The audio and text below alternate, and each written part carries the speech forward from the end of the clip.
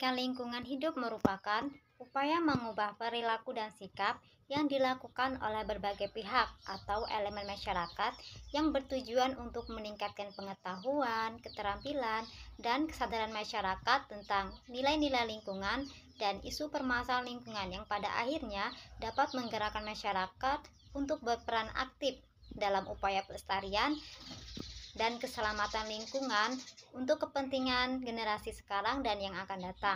Suatu program pendidikan untuk membina peserta didik agar memiliki pengertian, kesadaran, sikap, dan perilaku rasional serta bertanggung jawab tentang pengaruh timbal balik antara penduduk dengan lingkungan hidup dalam berbagai aspek kehidupan manusia. Adapun ruang lingkup pendidikan lingkungan hidup adalah sumber daya alam, sumber daya manusia, metode, pengelolaan, materi, peran, konservasi, komunikasi, sarana dan prasarana, masalah, dan dana.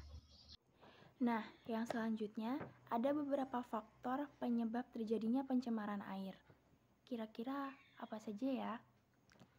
Yang pertama, yaitu limbah yang dihasilkan dari aktivitas rumah tangga. Faktor penyebab utama yang dapat menimbulkan terjadinya pencemaran adalah limbah yang dihasilkan dari aktivitas rumah tangga.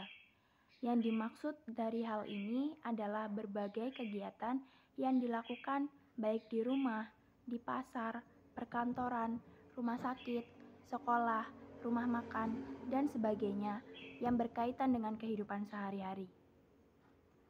Lalu yang kedua, ada limbah dari aktivitas industri pabrik.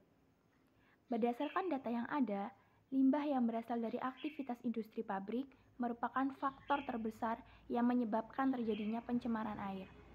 Hal tersebut dikarenakan banyak pabrik yang tidak bertanggung jawab dengan membuang limbah hasil industri mereka tanpa melakukan proses pengolahan terlebih dahulu dan langsung membuangnya ke perairan. Selain itu, seringkali terdapat material kasar yang dihasilkan dari limbah pabrik yang kemudian menyebarkan virus dan bakteri yang berbahaya bagi makhluk hidup. Lalu yang ketiga, ada limbah yang dihasilkan dari aktivitas peternakan dan perikanan. Limbah dalam konteks ini berupa kotoran ternak, hingga sisa makanan yang diberikan kepada ternak-ternak mereka yang terkadang mengandung zat kimia di dalamnya. Dalam konteks perikanan, ketika menangkap ikan menggunakan bahan peledak juga bisa merusak ekosistem laut loh yang ada, karena dapat membunuh biota laut yang mengakibatkan laut menjadi tercemar karena banyak biota laut yang mati. Hal itu dikarenakan rusaknya rantai makanan yang terjadi di dalam laut. Lalu yang selanjutnya, yang keempat, ada limbah pertambangan dan tumpahan minyak. Hal ini dapat terjadi karena seringkali dalam proses pengolahan sejumlah barang tambang memiliki kontak langsung dengan air maupun ketika melalui udara, yang selanjutnya akan masuk ke dalam air dan mempengaruhi kualitas air di sekitar pertambangan tersebut.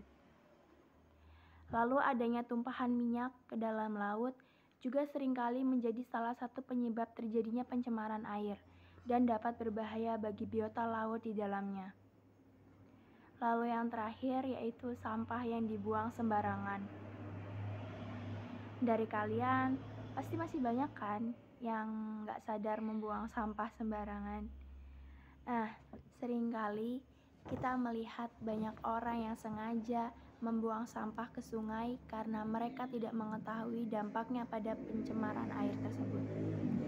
Lama-kelamaan, sampah akan menyumbat perairan dan mengakibatkan banjir.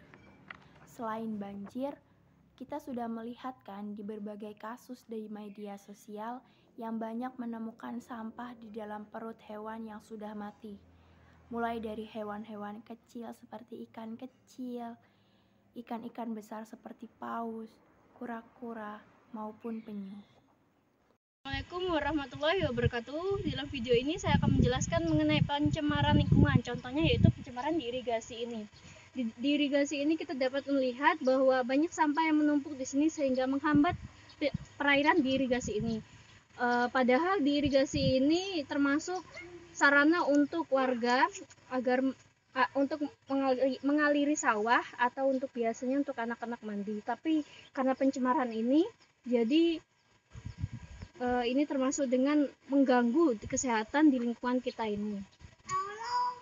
Baiklah, sekian mungkin video mengenai pencemaran yang terjadi irigasi ini. Saya akhiri. Wassalamualaikum warahmatullahi wabarakatuh.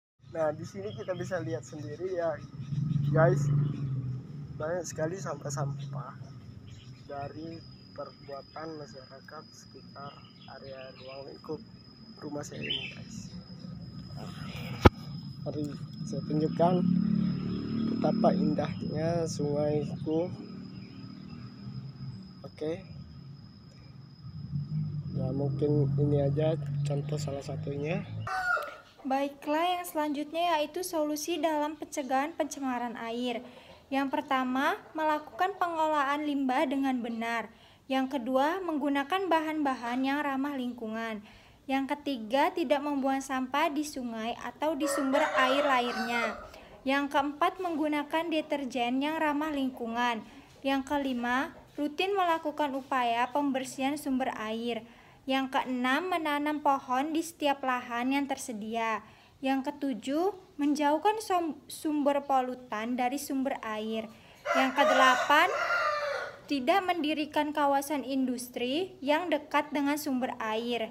Yang kesembilan, tidak menggunakan pupuk kimia berbahaya dan pestisida secara berlebihan.